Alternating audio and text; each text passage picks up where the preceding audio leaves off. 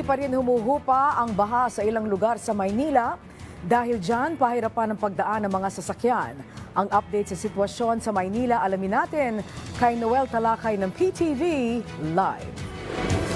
Angelique, nandito ako ngayon sa kahabaan ng Espanya Boulevard dito sa Maynila. At dahil patuloy nga ang pagbuhos ng ulan, may mangilan-ngilan pa rin sa bahagi ng Espanya Boulevard na binabaha. Tulad na lang, Angelique, dito sa bahaging ito ay ang pa-northbound papunta ng Quezon City. At may mga humupa na nabaha pero may ilan pa rin sa area na ito na binabaha. Ang taas ng baha dito ay nasa bukong-bukong ng tao hanggang sa gutter deep. At yung ibang mga sasakyan nga, yung pag napapadaan sila sa baha, ay medyo bumabagal ang kanilang pagtakbo.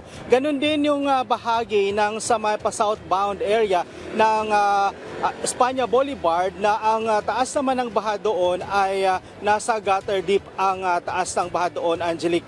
At samantala, Angelique, kanina pinuntahan, dinaanan namin yung Mandaluyong City. May bahagi pa rin doon na binabaha tulad na lang sa may P-Cruz ng Barangay Hulo, Mandaluyong City. At ang taas ng baha doon ay mula bukong-bukong ng tao hanggang gutter deep.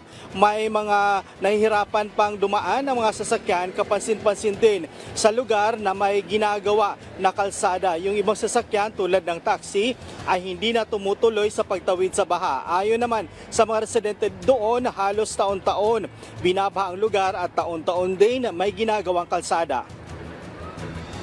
Opo, matagal yung problema dito, baha.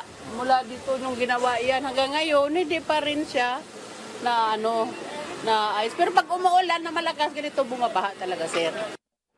Angelique, sa pag-ikot ko dito sa may Espanya, Manila at sa may Mandaluyong, isa lang ang napansin ko, may mga batang naglalaro sa tubig, naliligo sa tubig ulan at mayroon pa rin lumulusong sa baha na hindi nakabota. Paalala natin na pwede silang makakuha ng sakit dito tulad ng leptospirosis. Angelique?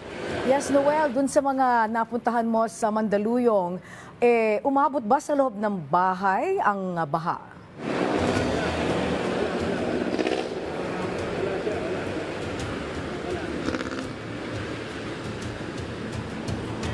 Yes, Noel? Ulitin ko lamang sa pagpunta mo sa Mandaluyong, yung bang baha ay umabot din sa loob ng bahay?